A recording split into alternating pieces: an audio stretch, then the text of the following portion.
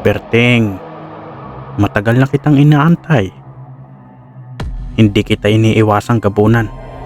Kung may kailangan ka sa akin, alam mo kung paano humarap ng maayos.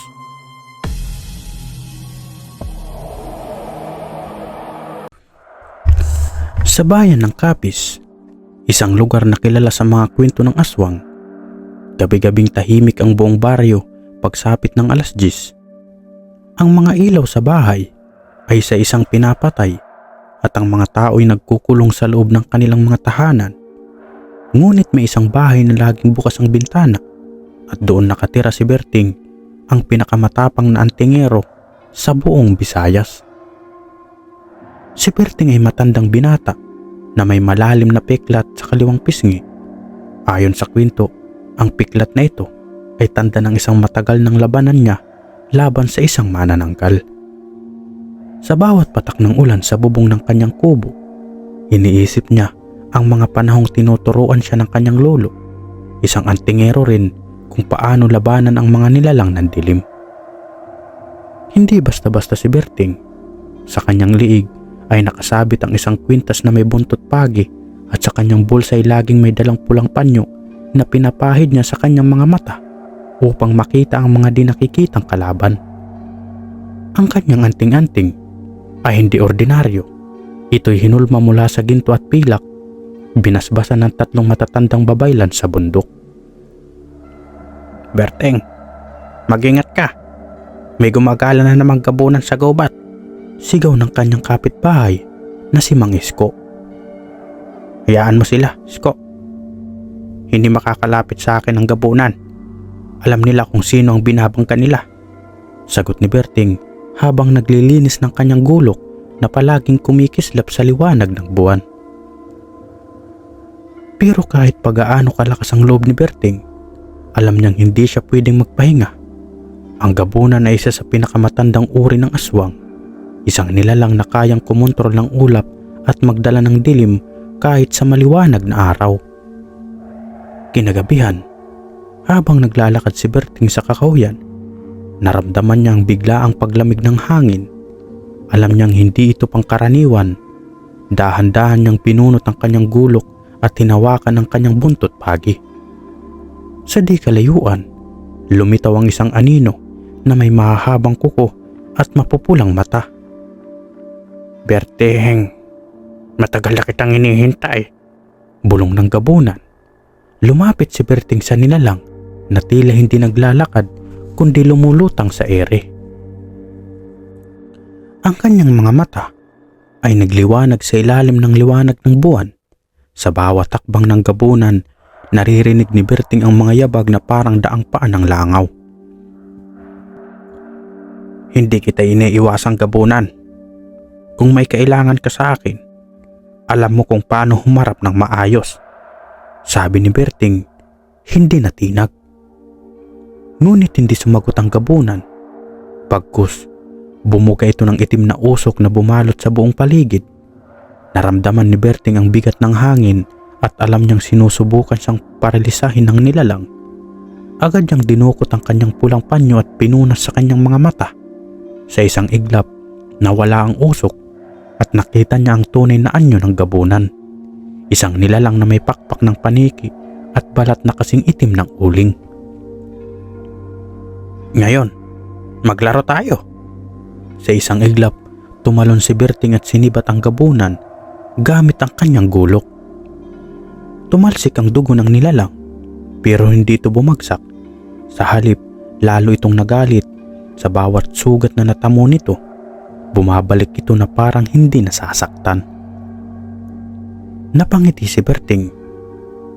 Mukhang kailangan ko nang gamitin ang anting-anting ni Lolo. Hinugot niya ang isang maliit na bote mula sa kanyang baywang at binasag ito sa lupa. Sa kanyang pagbigkas ng orasyon, bumalot ang liwanag sa kanyang katawan at tila naging kalasag na hindi matitinag. Tumalon ang gabunan pero sinalubong ito ni Berting ng isang saksak sa dibdib. Tumirik ang mga mata ng gabunan bago ito sumingaw na parang usok. Akala ni Berting ay tapos na ang laban, pero naramdaman niyang may nanunood sa kanya mula sa itaas ng puno. Doon nakita niya ang isang matandang babaylan na may hawak na baston na gawa sa buto ng tao. "Berting, matagal na kitang sinusubaybayan," bulong ng matanda. "Sino ka?" tanong ni Berting. "Ako si Maria Labong, ang huling babaylan naggubat ng ito." "Huwag kang magpapakamte, Berting. Ang gabunan ay napatay mo ay isa lamang sa marami. May mas malakas pang paparating." Nanlamig ang katawan ni Berting. Alam niyang hindi nagbibiro ang babaylan. Mula sa malayo, narinig niya ang alulong ng mga aswang at ang lagaslas ng dahon na tila may bumubulong sa hangin. "Handaan na ako. Hindi ako matatakot." Sa gabing iyon, nanumpa si Berting na patuloy niyang poprotektahan ang kanyang bayan. Alam niyang darating ang panahon na haharapin niya ang pinuno ng lahat ng mga aswang. Pero sa ngayon, sapat nang wala ni isang gabunan ang makalapit sa mga taga-Capiz habang siya naroon.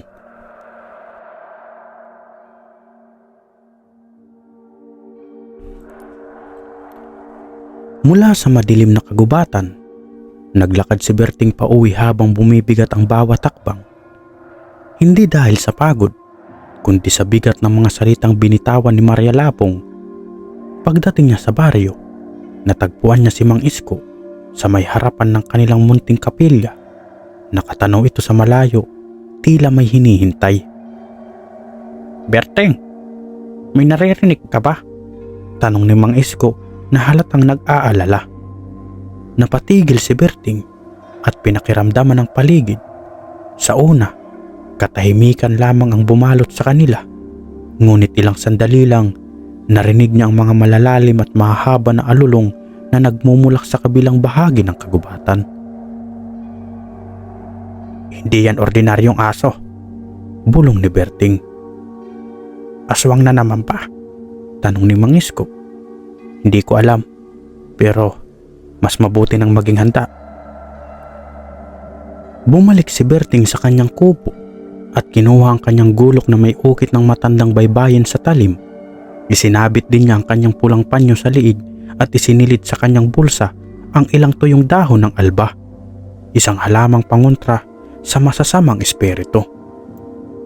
Nang muling sumapit ang hating gabi, bumalik ang alulong. Mas malapit na ngayon, parang nasa loob ng baryo. Nagsimula nang sumilip sa kanilang mga bintana ang mga tao, pero mabilis ding nagsara nang matanto ang panganib. Habang naglalakad si Berting sa gitna ng kalsada, may nakita siyang malalaking yapak na hindi pangkaraniwan. Ang hugis nito ay parang sa tao, ngunit mas malalaki at tila may mga kuko. "Tikbalang o kaya sigbin," bulong niya sa sarili. Bigla, isang anino ang sumulpot mula sa madilim na sulok ng kapilya. Lumitaw ang isang nilalang na may katawan ng tao pero may balahibo ng aso. Mapupula ang mata nito at ang mga kamay ay may matutulis na kuko na tila bakal. "Nagbabalik na sila, Berting," bulong ng nilalang. "Sino?" sagot ni Berting habang hinihigpitan ang hawak sa kanyang gulok. "Ang mga anak ng gabunan. Hindi mo sila matatalong ng mag-isa." Napangisi si Berting. "Idi tatawagin ko ang mga multo ng lulo ko para tumulong." "Ha!" Sumugod ang nilalang, pero mabilis na tumalon si Berting at hinataw ito ng kanyang gulok. Sumirit ang dugo sa lupa, pero sa halip na bumagsak ang nilalang, naglaho ito na parang usok. Naramdaman ni Berting na hindi ito ordinaryong kalaban. Halimaw ng ulap, hindi matitinag ng gulok. "Tila sinusubukan nilang lakas mo." Muling lumitaw si Maria Labong mula sa dilim. "Mas malakas na ang mga aswang ngayon, Berting. Hindi tulad ng dati." "Walang problema. Kasama pa rin ako rito." "Berting, ang tunay na laban ay hindi pag nagsisimula. Ang gabunan na patay mo ay isa lamang sugo. Naghihintay ng kanyang ina, ang reyna ng gabunan." Nagpantig ang tinga ni Berting sa narinig. Hindi siya makakapayag na ang reyna ng gabunan ay makalapit sa kanyang bayan. Saan ko siya matatagpuan? Sa ilalim ng balay, Dungok. Ngunit Berting, kailangan mong bumaba sa ilalim ng lupa. At doon, wala kang kakampi, kundi ang iyong tapang at ang anting-anting na iniwan sa'yo ng lolo mo. Handa ako, sagot ni Berting nang walang bakas ng pag-aalinlangan. Ang balay, Dungok, ay isang abandonadong bahay na matatagpuan sa dulo ng baryo. Walang lumalapit dito kahit sa liwanag ng araw. Ayon sa mga matatanda, ito ang dating tahanan ng isang makapangyarihang aswang na naitaboy ni Lolo Hugo, ang lolo ni Berting. Bitbit ang kanyang gulok at anting-anting. Tumungo si Berting sa balay, Dungok. Sa kanyang paglapit, naramdaman niya ang malamig na simoy ng hangin na tila sumisinghap sa kanyang laman. Narito ka na rin, Berting. Napalingon si Berting at nakita ang 3 aswang na nakatayo sa pintuan ng bahay. Ang isa ay may pakpak, ang isa ay mukhang batang may matalim na mga kuko, at ang huli ay isang matandang babaeng halos walang balat sa muka. Aba, kumpleto kayo. Talo nyo pa papiesta, biro ni Berting. Sumugod ang 3 aswang, ngunit mabilis na gumamit si Berting ng kanyang anting-anting. Sa kanyang pagbigkas ng orasyon, bumalot ang liwanag sa kanyang katawan, dahilan upang magliyab ang kanyang gulok. Kayo na mismo ang lumapit sa sarili niyong kasiraan, sigaw ni Berting habang humahataw ng walang humpay. Isa-isa niyang pinugutan ang mga nilalang, ngunit sa tuwing babagsak sila, ang kanilang dugo ay dumadaloy pabalik sa loob ng bahay. Alam niyang may mas malakas na naghihintay sa loob. Pagpasok ni Berting, nakita niyang hagdan pababa sa ilalim ng lupa. Bumaba siya ng walang takot, hawak ang kanyang anting-anting at gulok. Sa ilalim, isang malawak na kuweba ang bumungad sa kanya. Sa gitna nito ay naroon ng isang nilalang na may 3 ulo at pakpak ng uwak. Ako si Harabulan, ang reyna ng gabunan. Ikaw ang huling antingero, Berting. Dito na magtatapos ang lahi niyo. Ngunit bago pa makasugod ang reyna, pinatak ni Berting ang kanyang sariling dugo sa kanyang anting-anting. Nagliyab ito at bumalot sa kanya ang apoy ng kalangitan. Tapusin na natin ito. Nagningas ang buong katawan ni Berting habang ang apoy mula sa kanyang anting-anting ay bumalot sa kanyang gulok. Lumapit siya sa reyna ng gabunan, walang takot, kahit ang nilalang ay naglabas ng mga pangil na parang matatalim na espada. Marami nang sumubok, Berting, pero wala pang nakakalampas sa akin, sabi ni Harabulan habang 3 ulo niya ay lumilingalinga, binabantayan ang bawat galaw ni Berting. Maraming sumubok, pero wala pang ako, sagot ni Berting. Biglang sumugod ang reyna ng gabunan. Sa isang iglap, bumalot ang dilim sa buong kuweba at hindi na nakita ni Berting ang kanyang paligid. Naririnig lamang niya ang malalim na boses ni Harabulan na parang dumadaloy sa hangin. Natatakot ka na ba, Berting? Bulong ng reyna. Hinding-hindi. Pumikit si Berting at inusal ang orasyon ng kanyang lolo. Sa liwanag ng araw, sa dilim ng gabi, ang apoy ng aking dugo ang magsisilbing gabay. Pagmulat niya, lumiwanag ang kanyang mga mata. Nakita niyang lumalapit ang 3 ulo ng reyna mula sa magkakaibang direksyon. Mabilis siyang umiwas at hinataw ang kanyang gulok. Tinamaan ang isang ulo na bumagsak sa lupa at nagsimulang mabulok. Isa na!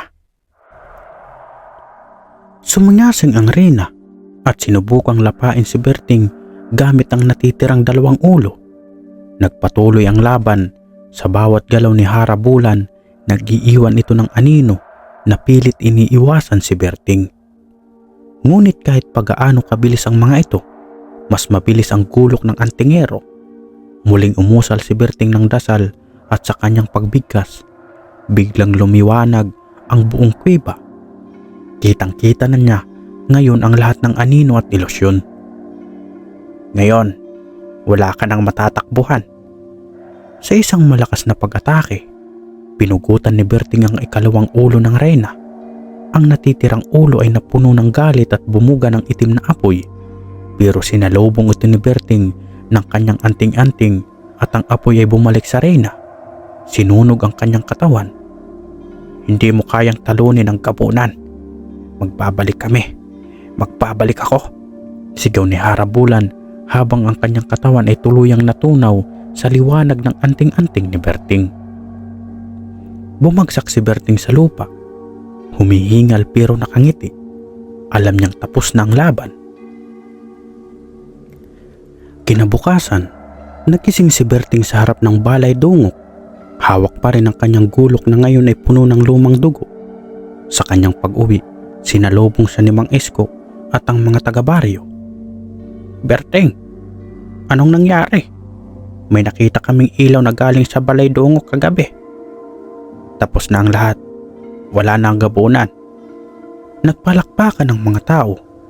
Ngunit sa kabila ng kasiyahan, alam ni Berting na hindi pa tapos ang kanyang misyon. Marami pang nilalang sa dilim ang naghihintay ng pagkakataong umatake. Berting, ano na ang susunod mong gagawin? Tanong ni Mang Isko. Kailangan kong maghanda. Hindi pa tapos ang laban. Hanggat may mga aswang, hanggat may dilim na bumabalot sa baryo, narito pa rin ako. Pero hindi ka ba napapagod? Tanong ng isang matandang babae. Ngumiti si Berting at tinapik ang kanyang anting-anting. Hanggat nasa dugo ko ang tapang ng aking lolo, hindi ako susuko. Sa bawat gabi na muling babalot ang dilim sa baryo, may isang antingero na laging gising, hawak ang kanyang gulok at handang lumaban sa anumang aswang na magtatangkang manakot. Si Berting ang pinakamalakas na antingero ng Bisaya ay mananatiling tagapagtanggol ng kanyang bayan. Makalipas ang ilang buwan, nagbalik na sa normal ang buhay sa baryo. Bumalik ang mga tao sa kanilang pang-araw-araw na gawain at ang mga kwento ng gabunan ay unti-unting naging bahagi na lang ng mga kwentong bayan. Ngunit para kay Berting, ang katahimikan ay hindi palaging magandang balita. Isang gabi, habang nakaupo siya sa harap ng kanyang kubo, nakarinig si Berting ng kakaibang tunog mula sa dagat, parang may mga alon na humihihip ng mas malakas kaysa sa karaniwan. Mula sa kanyang kinauupuan, tanaw niya ang liwanag ng buwan na tumatama sa tubig. Ngunit may isang anino sa ilalim ng karagatan na kumikilos, tila sumasabay sa agos. Mukhang hindi pa ako pwedeng magpahinga, bulong ni Berting habang dinudukot ang kanyang buntot pagi na nakasabit sa kanyang liig. Kinabukasan, isang batang mangingisdang tumakbo papunta sa kubo ni Berting. Halatang takot na takot ito. Pawis na pawis at nanginginig ang buong katawan.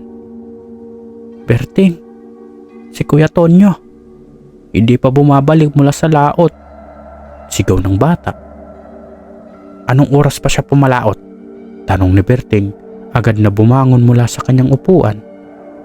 Madaling araw pa. Dapat nakabalik na siya bago sumikat ang araw, pero wala pa rin siya.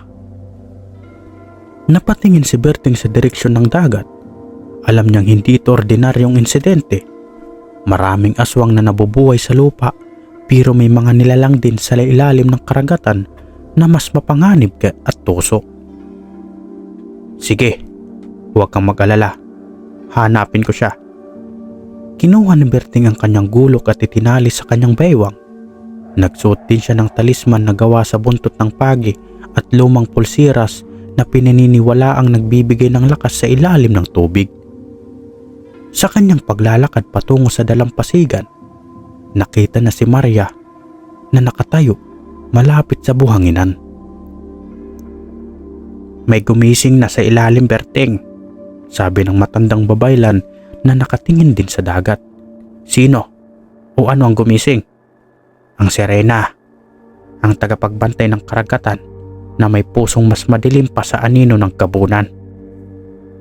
Pagsapit ng dapit hapon, sumakay si Berting sa bangka ni Tonyo at naglayag papunta sa kalagitnaan ng dagat. Dala niya ang mga anting-anting at orasyon na iniwan ng kanyang lolo. Habang nasa laot, nagsimula ng bumalot ang hamog sa paligid at naramdaman niyang may humihilas sa kanyang bangka. "Hindi ito alon. May humihilas sa akin pababa." Sa pagtingin niya sa tubig, nakita niya ang refleksyon ng isang babae, maputla, may mahahabang buhok at may mga matang kumikislap sa dilim. "Tonyo, ikaw ba yan?" tanong ni Berting, pero alam niyang hindi ito ang kaibigan niya. Bigla, hinila ang bangka pababa at tuluyang binalot ng tubig si Berting, ngunit bago sa lumubog, mabilis niyang binunot ang kanyang gulok at pinukpok ito sa gilid ng bangka. Sa kanyang pagbigkas ng orasyon, pumalot ang liwanag sa kanyang katawan at unti-unting bumalik ang bangka sa ibabaw.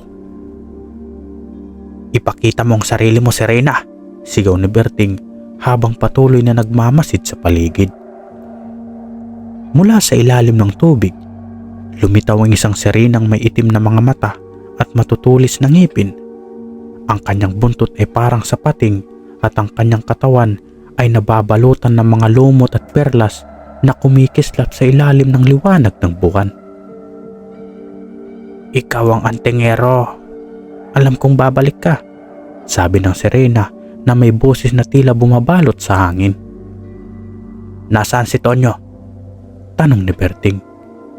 "Buhay pa siya, pero hindi ko alam kung hanggang kailan," sagot ng Serena habang dahan-dahang lumalapit. Walang inaksayang sandali si Berting. Tumalon siya mula sa bangka at sumisid sa ilalim ng tubig. Hawak ang kanyang gulok na nagliliyab sa kabila ng pagkababad sa dagat. Sa ilalim, nakita niyang nakagapo si Tonyo sa isang koral na nababalot ng itim na kadena. Agad lumapit si Berting, pero hinarangan siya ng Serena na bumuga ng nakakalasong usok sa tubig. Umiwas si Berting at ginamit ang kanyang anting-anting upang buuin ang isang proteksyon sa kanyang katawan. Sa bawat pag-ikot ng Serena, sumasabay si Berting ng saksak pero mailap ang nilalang ng dagat. "Hindi mo ko matatalo sa ilalim ng tubig, Berting," sigaw ng Serena. "Tingnan natin." Inusal ni Berting ang isang orasyon na bumabalot sa kanyang gulok ng mga bulalakaw na bumagsak mula sa langit. Hinataw na ito sa katawan ng Serena, dahilan upang mabiyak ang koral na pinaggapusan kay Tonyo. Habang naglalagablab sa ilalim ng dagat, nagsimulang umatras ang Serena. Alam niyang hindi niya kayang lumaban. "Babalik ako, Berting, at sa susunod, hindi mo na ako matatakasan." Inahon ni Berting si Tonyo pabalik sa bangka at mabilis silang bumalik sa dalampasigan. Doon sinalubong sila ni Mang Isko at ang iba pang taga-baryo. "Maraming salamat, Berting. Hindi namin alam kung anong gagawin kung wala ka," sabi ni Tonyo habang pinapahiran ang kanyang mga sugat. "Lagi niyong tatandaan, habang may dilim sa baryo, narito pa rin ako," sagot ni Berting. At habang lumilipas ang mga araw, alam ni Berting na hindi ito ang huling laban niya. Ngunit sa bawat gabi, nakatingin siya sa dagat, sa kalangitan, handang harapin ang anumang panganib, buhay man o halimaw. Lumipas ang ilang linggo mula nang mailigtas ni Berting si Tonyo mula sa Serena. Naging maaliwalas ang dagat at bumalik na sa pangingisda ang mga taga-baryo. Ngunit isang gabi, habang nakaupo si Berting sa harap ng kanyang kubo, may kumatok sa kanyang pinto. Pagbukas niya, si Mang Isko ang bumungad, hawak ang isang lampara at halatang kabado. "Berting, may kakaiba na namang nangyayari sa parola. Tuwing hating gabi, may nakikita ang mga mangingisda na aninong naglalakad sa taas, pero matagal nang patay ang bantay doon," sabi ni Mang Isko, halos papulong. "Sinong bantay?" tanong ni Berting. "Si Lolo Pilo. Siya ang dating tagapagbantay ng parola, pero nalunod siya 5 taon nang nakalilipas." Napatingin si Berting sa direksyon ng parola. Nakatayo ito sa isang maliit na pulo, malapit sa dalampasigan, tahimik at napapalibutan ng kadiliman. Walang multong naglalakad ng walang dahilan, Mang Isko. Aakyatin ko ang parola mamayang gabi, sagot ni Berting habang itinatali ang kanyang gulok sa baywang. Pagdating ng hating gabi, sumakay si Berting sa isang bangka at naglayag patungo sa parola. Habang papalapit, napansin niyang wala ng isang isda sa tubig. Tahimik ang paligid maliban sa tunog ng mga alon na humahampas sa batuhan. Pag-akyat niya sa parola, naramdaman niya agad ang malamig na simoy ng hangin na tila may nagbabantay sa kanya. Sa pagpasok, bumungad sa kanya ang lumang hagdan na patungo sa tuktok. Habang umaakyat, naririnig niya ang mahinang boses na bumubulong. Berting, Berting. Napahinto si Berting. Tinititigan niya ang paligid pero walang tao. Itinaas niya ang kanyang lampara at sa isang sulok, nakita niyang isang lumang silya na umuuga ng mag-isa. Lolo Pilo, kung nandito ka, magpakita ka na. Sa pagbigkas niya ng mga salitang iyon, isang malamig na hangin ang bumalot sa paligid. Sa harap niya, dahang-dahang lumitaw ang hugis ng isang matandang lalaki, payat, maputla at may suot na lumang sombrero. Berting, umalis ka na. Huwag mong guluhin ang lugar na ito. Lolo Pilo, bakit ka pa nandito? May humahawak sa kaluluwa ko. Isang anino na nanggaling sa ilalim ng dagat. Hindi ko siya kayang takasan, sagot ng multo habang unti-unting kumukupas ang kanyang anyo. Anong kailangan kong gawin para mapalaya ka? Tanong ni Berting. Bago pa makasagot si Lolo Pilo, biglang lumindol ang buong parola. Mula sa labas, narinig ni Berting ang pagkaluskos ng mga paa, mga yapak na tila galing sa maraming nilalang. Dumating na sila, ang mga anak ng Serena, bulong ni Lolo Pilo bago tuluyang naglaho. Mabilis na lumabas si Berting sa parola. Sa kanyang pagbaba, tumambad sa kanyang tatlong nilalang nakatayo sa tabi ng bangka. Ang kanilang mga balat ay kaliskis, ang kanilang mga mata ay kulay berde, at ang kanilang mga kamay ay may matutulis na kuko. Anak ng Serena, bulong ni Berting habang dahang-dahang binunot ang kanyang gulok. Sumugod ang isa sa mga nilalang, ngunit mabilis itong sinalubong ni Berting ng isang malakas na saksak sa dibdib. Sa halip na bumagsak, biglang naglaho ang katawan nito at naging usok na bumalot kay Berting. Hindi sapat ang gulok. Kailangan kong gamitin ang apoy, sabi niya sa sarili. Muling inusal ni Berting ang orasyon ng kanyang lolo. Sa apoy ng langit, dumaloy ang liwanag. Wala kang kapangyarihan sa ilalim ng anting-anting. Sa kanyang pagpigkas, lumiyab ang gulok ni Berting at biglang nag-apoy ang buong paligid. Ang mga nilalang ay nagsimulang magsigawan sa sakit at isa-isa silang nalusaw sa init ng apoy. Matapos mapatay ang mga anak ng Serena, naramdaman ni Berting ang pag-uga ng lupa. Mula sa ilalim ng parola, lumitaw ang isang malaking nilalang na may buntot ng isda at mga kamay na parang galamay ng pugita. Ako si Dato Asgaya, hari ng mga nalunod. Ikaw ba ang antingero na pumatay sa aking mga anak? Hindi ko sila gustong patayin, pero hindi ko hayaang sirain nilang paryo. Nagpakawala ng malakas na sigaw si Dato Asgawa, dahilan upang magdilim ang kalangitan at bumagsak ang malalaking alon. Pero bago siya makalapit kay Berting, itinapat ni Berting ang kanyang anting-anting sa langit at itinusal ang huling orasyon. Liwanag ng araw, itaboy ang dilim sa ilalim ng dagat. Sa isang iglap, bumagsak ang isang sinag ng araw mula sa kalangitan at tinamaan si Dato Asgaya. Napasigaw ang nilalang bago tuluyang naglaho, kasabay ng pagkawala ng mga anino sa parola.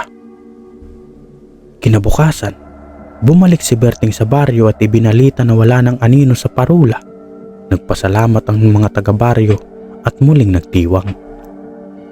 Ngunit alam ni Berting na kahit na wala na ang mga anak ng Serena, marami pang panganib ang darating. "Anong balak mong gawin ngayon, Berting?" tanong ni Mang Isko. "Magbabantay hanggat may dagat. Hanggat may kaluluwa na hindi mapakali, narito pa rin ako," sagot ni Berting. At sa harap ng parula, tumayo si Berting hawak ang kanyang gulok habang hawak ang mga alon at tahimik na umahalik sa baybayin. Isang linggo matapos ang laban sa parula, nagpasa si Berting na maglakad sa gubat sa likod ng baryo upang maghanap ng mga halamang gamot. Habang naglilibot ang makakapal na puno, naramdaman niya ang malamig na simoy ng hangin na tila may bumubulong sa bawat pag-ihip. "Berting! Berting!" Napahinto siya at tumingin sa paligid. Sa di kalayuan nakita niyang isang matandang puno ng baliti na tila kumikislap sa ilalim ng araw. Lumapit siya at napansin ang mga ukit sa puno, mga lumang simbolo na ginagamit lamang ng mga engkanto at diwata. "Matagal nang wala ng engkanto rito. Pero bakit parang may bumabalik?" bulong ni Berting. Sa kanyang paglapit, biglang lumitaw mula sa likod ng puno ang isang babae. Maputla, mahaba, ang buhok na umaabot sa lupa at may mga mata na parang bituin sa gabi. "Berting, matagal na kitang hinihintay." "Sino ka? Anong kailangan mo sa akin?" "Ako si Diwata Sanaya, tagapangalaga ng kagubatan. Nawala ako nang mahulog ang kaharian namin sa ilalim ng lupa. Pero ngayon, bumalik ako upang babalaan ka." "Babala? Para saan?" "May gumising sa ilalim ng balite. Isang nilalang na matagal nang nakakulong, ang Tamawos, hari ng mga maligno." Naglakad ang Diwata papalapit kay Berting at sa bawat takbang bumabalot ang liwanag sa kanilang paligid. Tumigil siya sa harap ng balite at itinuro ang isang maliit na butas sa ugat nito. "Naririnig mo ba?" tanong ng Diwata. Tahimik na lumapit si Berting at inilapit ang kanyang tinga sa butas. Mula sa labas, narinig niya ang malalim at mabagal na tibok ng puso. Hindi sa tao, kundi sa isang nilalang na malalim ang ugat sa lupa. "Buhay pa siya?" bulong ni Berting. "Oo, at unti-unti na siyang lumalakas. Kapag tuluyan siyang nagising, lulunurin niya sa takot ang buong baryo," paliwanag ng Diwata. "Anong kailangan kong gawin?" "Kailangan mong makuha ang anting-anting ng Tamawos bago pa siya magising. Nakatago ito sa pinakamalalim na bahagi ng kagubatan, sa ilalim ng puting borol." Tumingin si Berting sa Diwata. "Kung iyon ang kailangan para maprotektahan ang baryo, gagawin ko." Kinabukasan, naglakbay si Berting patungo sa puting borol, isang bahagi ng kagubatan na bihirang puntahan ng tao. Ayon sa matatanda, ito ang lugar kung saan inilibing ang mga lumang anting-anting na may kapangyarihan makapagpagising ng mga nilalang sa ilalim ng lupa. Habang naglalakad, naramdaman ni Berting ang pagbigat ng hangin, parang may mata na nakamasid sa kanya mula sa dilim ng kagubatan. Tama ang Diwata, may nilalang na nagising na. Sa kanyang pagdating sa burol, nakita niyang isang lumang altar na natatakpan ng lumot. Sa gitna nito, may nakabaong maliit na kahon na yari sa ginto at pilak. Agad na lumapit si Berting at hinukay ang kahon. Ngunit bago niya ito mabuksan, narinig niya ang mga yapak mula sa likuran. Paglingon niya, nakita niya ang mga tatlong nilalang na pamilyar, mga Tamawos na may mahabang sungay, mapupulang mata at mga katawan na parang anino. "Ibaba mo ang kahon, Berting. Iyan ang pag-aari ng aming hari," sabi ng isa sa mga nilalang. "Pasensya na, pero kailangan kong dalhin ito." Sumugod ang mga Tamawos. Agad na hinugot ni Berting ang kanyang gulok sa bawat galaw niya. Naglalagablab ang talim ng kanyang sandata.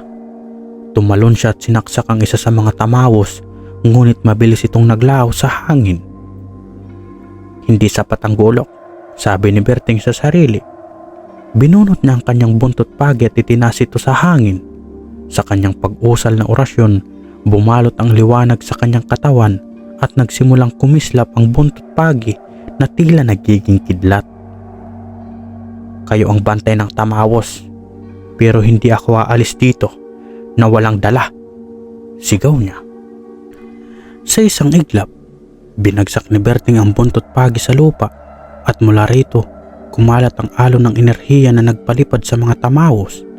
Isa-isa silang bumagsak at natunaw sa lupa.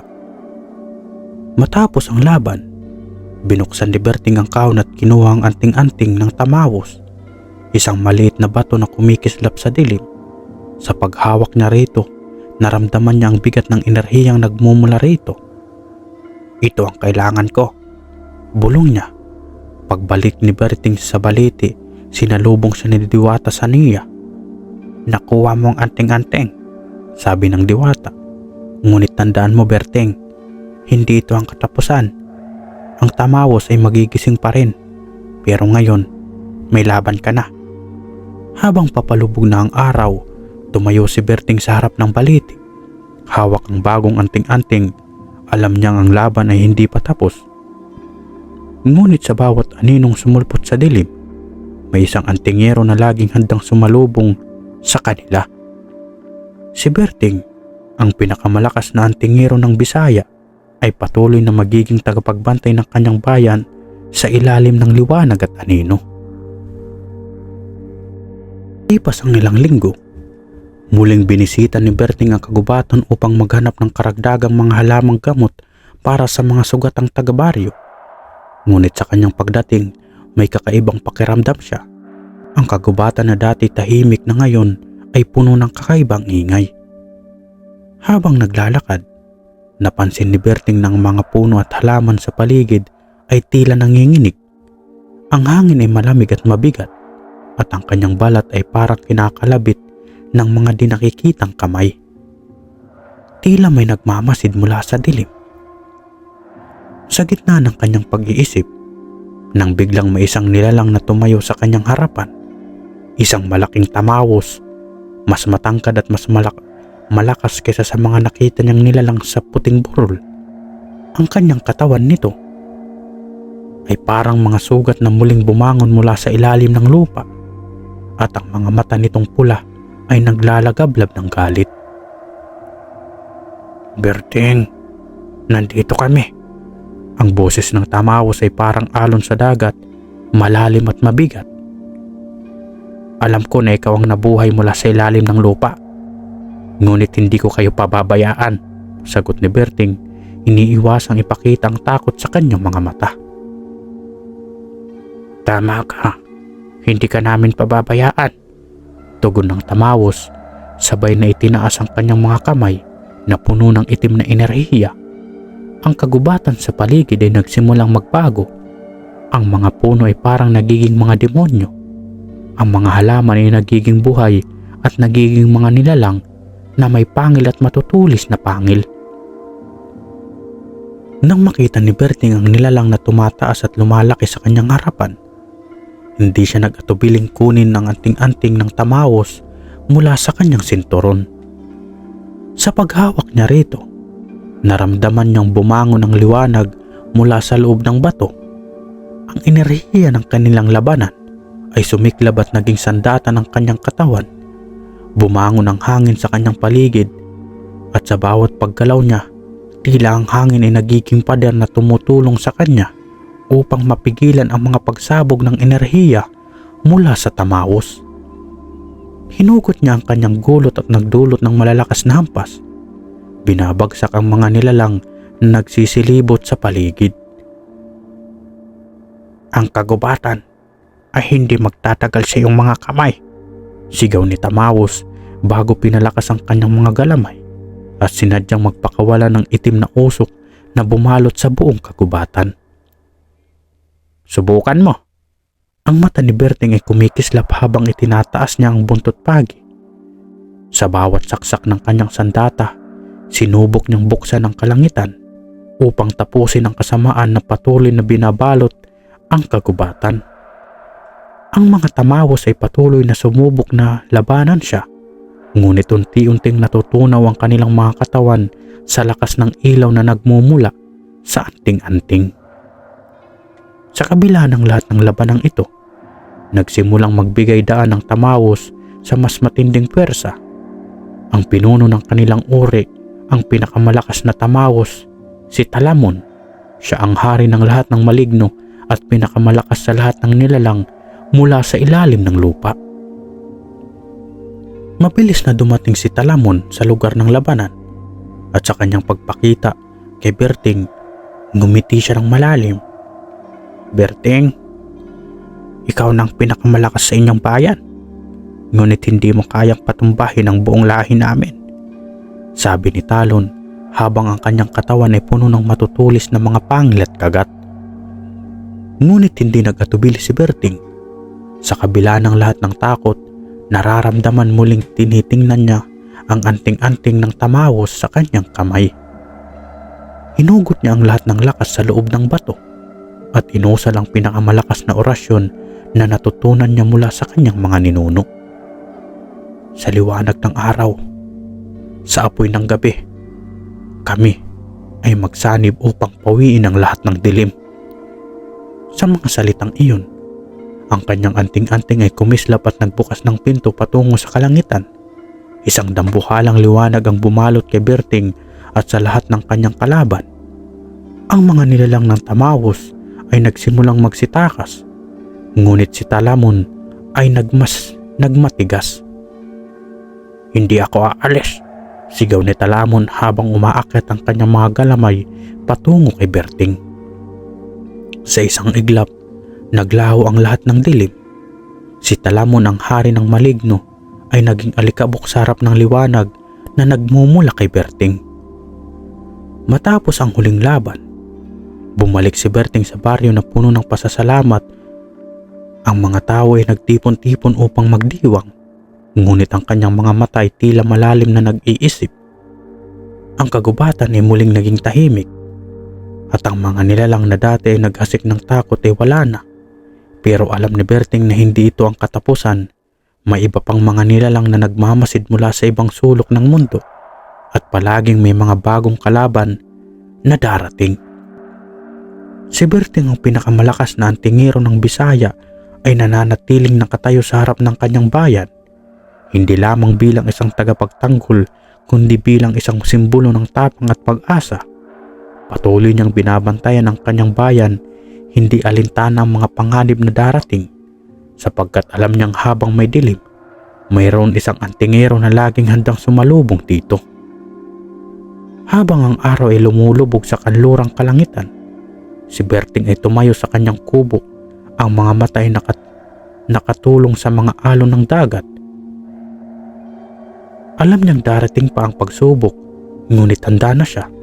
Sa gabing iyon, muling nagnigning ang mga bituin sa kalangitan at nakita niya ang isang anino, isang bagong laban na naghihintay. Wakas,